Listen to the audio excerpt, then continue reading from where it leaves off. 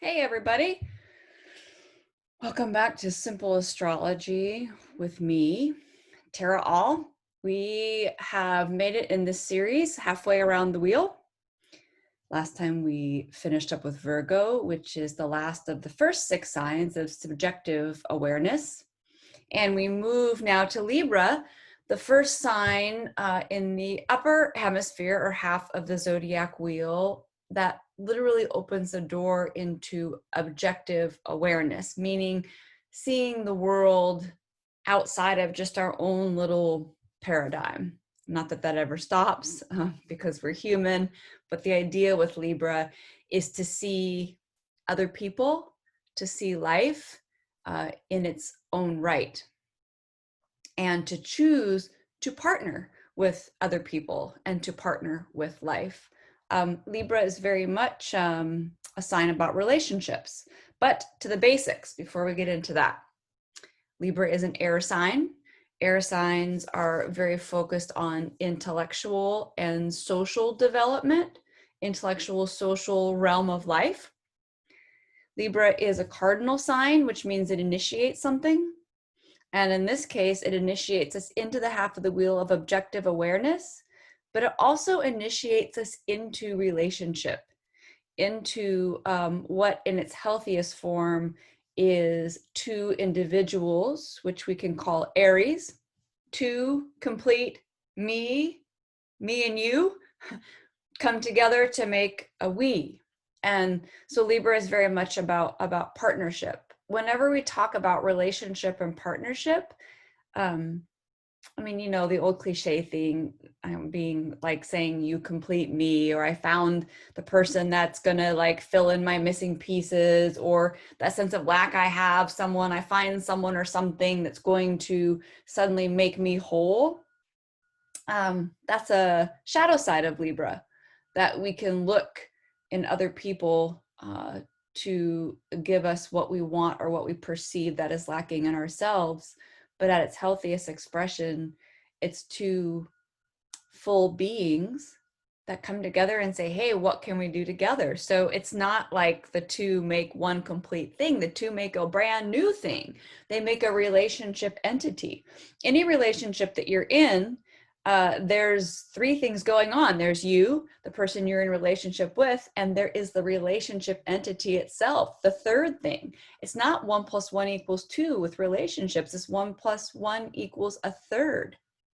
And that third thing has its own energy. So one of the cool things about relationships, and one of the things that you can do if you're able to be more objective about relationships, is tune into what the relationship wants. What does the creation between the two or the group can also be, what's its driving force? You know, what does it want? What does it need? Which is one reason why in relationships we look at relationship charts to see what's the chart of the relationship, in addition to the individuals. But so back to this idea of Libra. So being a cardinal sign in general, all cardinal signs like to get things going. And because Libra is of the air realm, intellectual and social, it's great at getting conversations going. It's great at initiating social types of things. And not that every Libra is going to be a socialite, but there's going to be an aspect of Libra that wants to connect with other people, wants to build relationships. And this is the archetype of the mirror. So with Libra and the 7th house, which is its natural sign house association, a lot of projection can go on, right? We all do this, but even in your own birth chart, if you see a lot of planets or particular planets in your 7th house, those are energies that you likely project onto other people.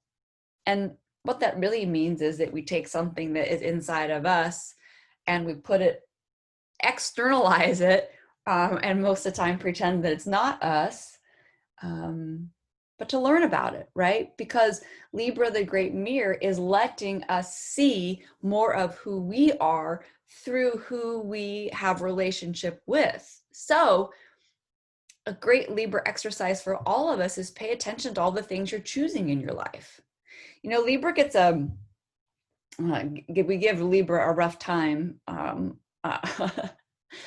not choosing. You know, we joke about Libra being, oh, it rides the fence. It can't make up its mind. It can't choose. You know, it's worried about offending people. It wants to please people. It wants to make the appropriate decision. It wants to keep on good terms.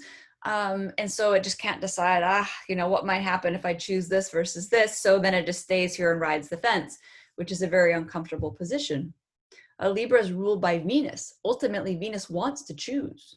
Libra is an archetype of judgment. I don't mean judging in a negative way here. I mean judging what is fair, what is fitting for me, what is beautiful to me, what is ugly to me, what is attractive to me, what feels good in my space, what doesn't feel good in my space, what people make me look good, what people do I make look good, what people do I compliment, and what people compliment me.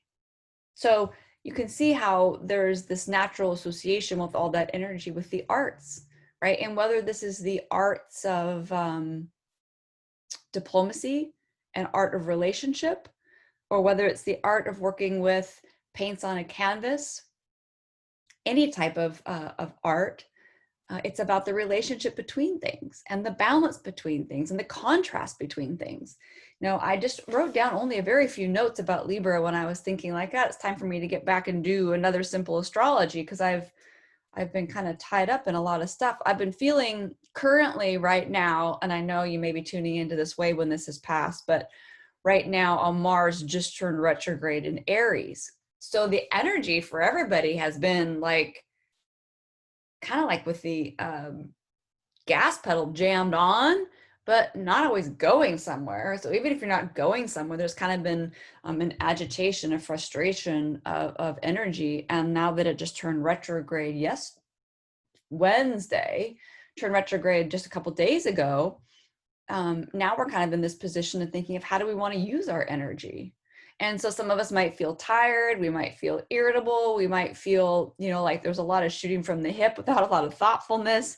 Sometimes during retrogrades, we come face to face with the results of, and I'm speaking now specifically with Mars in Aries retrograde, the results of our impulsivity, you know, of our jumping ahead or saying yes to things, doing things that when we stop and slow down a little bit, we realize they're not the best use of our energy, or they're not really serving. So with that energy going on, there's no better time to try to embody the polarity, which is Libra, right? So essentially, I just kind of had a weird back end conversation way of leading us into the polarity, which I like to do in these.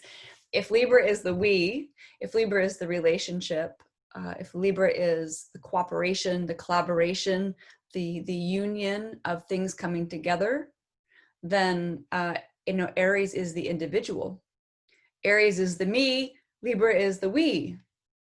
People with strong Aries in their chart are very focused on themselves, what they're doing, moving themselves forward.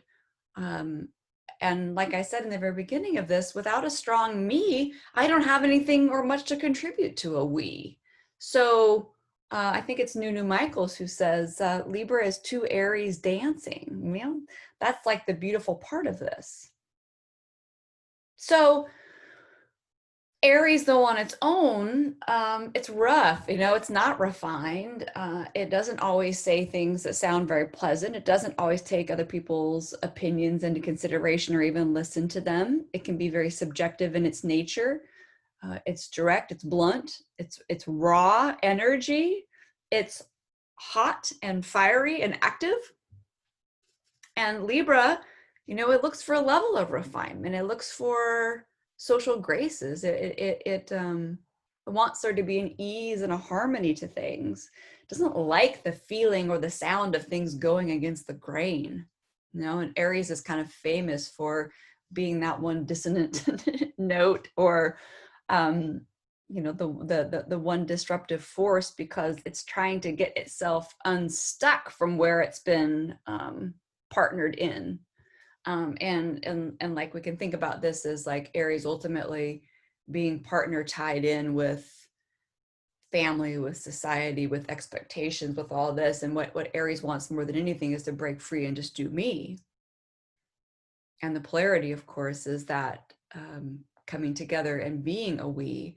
And we are living as human beings on a planet where interdependency is our thing. You know, we don't make it alone. So we need both, but we also don't do very well if we just lose ourselves in a relationship. You know, we do best when we do both. And that's the idea of all polarities.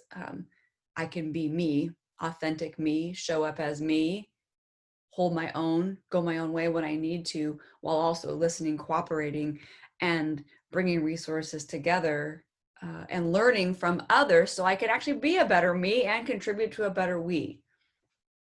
But where I was going to go before I ran off on that little tangent is that Libra is an archetype of balance. So we see it all the time with the scales, right? We see the scales and they're usually in balance when we see them.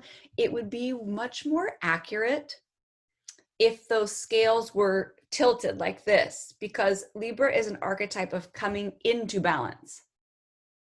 It's coming into balance. And we come into balance by playing with tension, playing with extremes, right? We don't learn the sweet spot by just going to the sweet spot. Like, we got to go this way, then we go this way.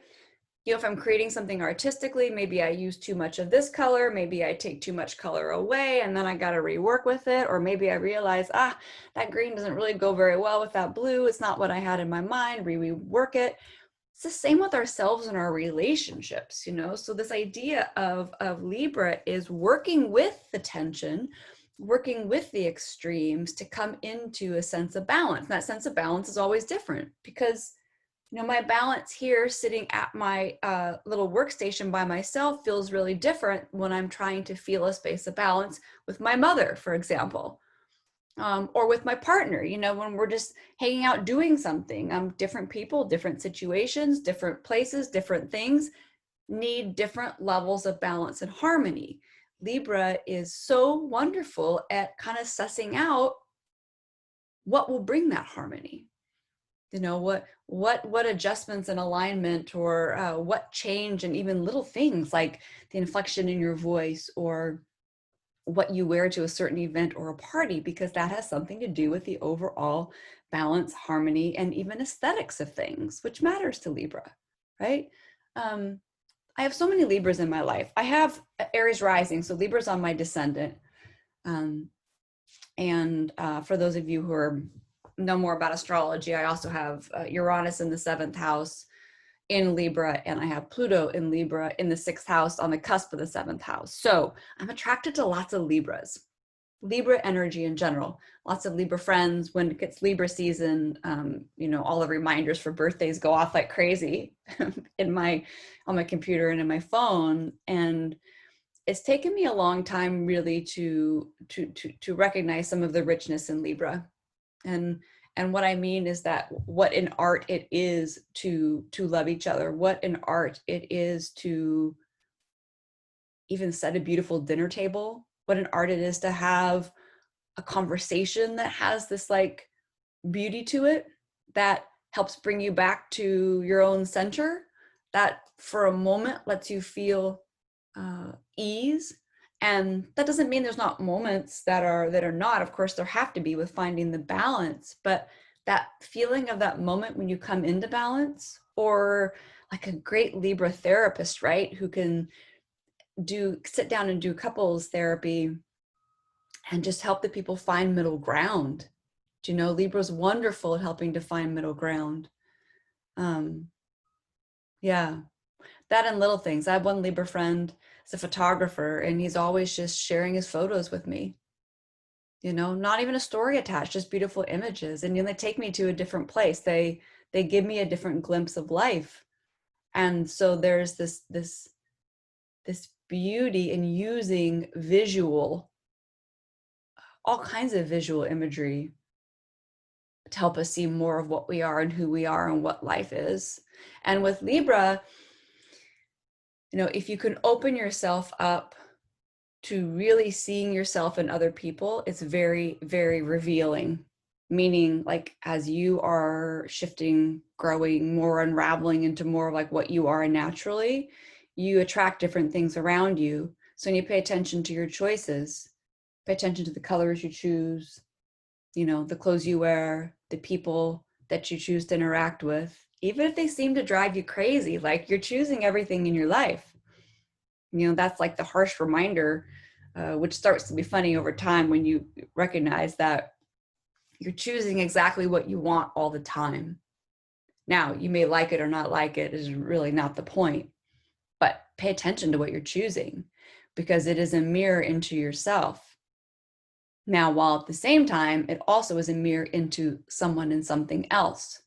To be able to see and appreciate both is a skill, something that Libra brings to all of us, something that anyone with strong Libra is learning. I think if I was to give, there's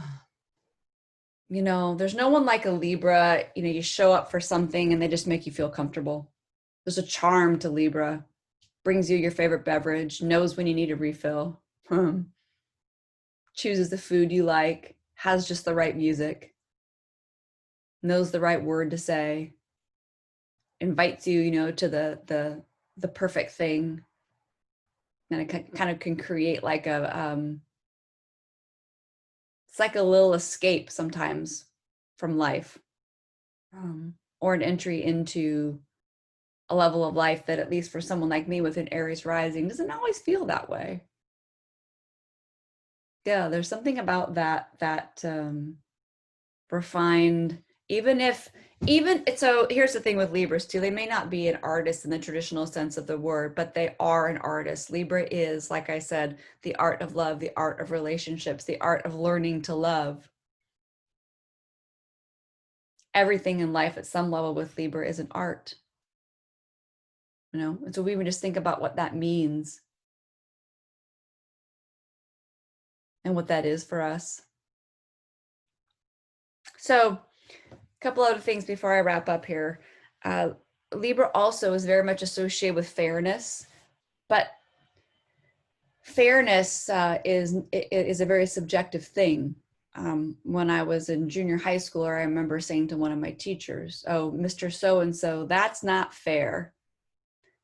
And he turned right around to me and he said, "Tara," he said, "fair is what I say it is."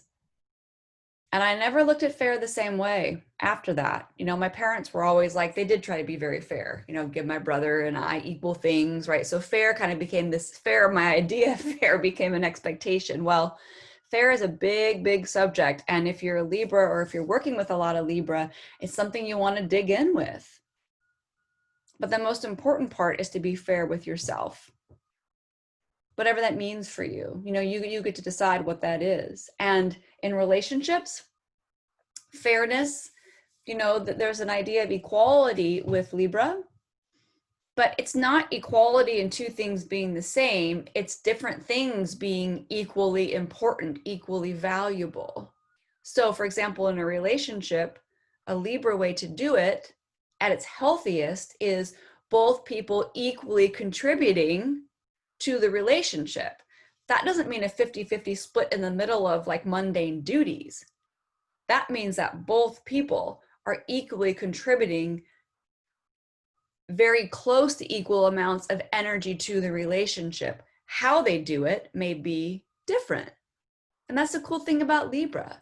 But you will know when it's not a Libra situation, because there will not be a sense of equality. There will not be a sense of equality in effort. There will not be a sense of equality in both people being seen as equals. See, Libra is not about parental relationships where one person is trying to nurture or keep the other one in order or protect the other one. It's also not about someone trying to be I use parenting because our examples of Libra makes a square to Cancer and to Capricorn. And Cancer very much is, Cancer and Capricorn both, and I've talked about this before, at least in the Cancer episode here, is a very hierarchical energy. It's true for both Cancer and Capricorn. One person's a parent, one person's a child, or one person's a teacher, one person is learning, one person is the wise one person, and in relationships, famous too, one person needs therapy, one person is a therapist, although those are oftentimes flipped around, playing out. So when any of those things are going on in relationships, Stephen Forrest says in one of his books, he says, look, if you take two people in a relationship and look over a year's time, it should be about equal that they each go to each other to consult for, help or advice or support. There should be about equality in that. If there's not, it's not Libra land, which isn't a good or bad thing, just means it's not a relationship that's built on equality.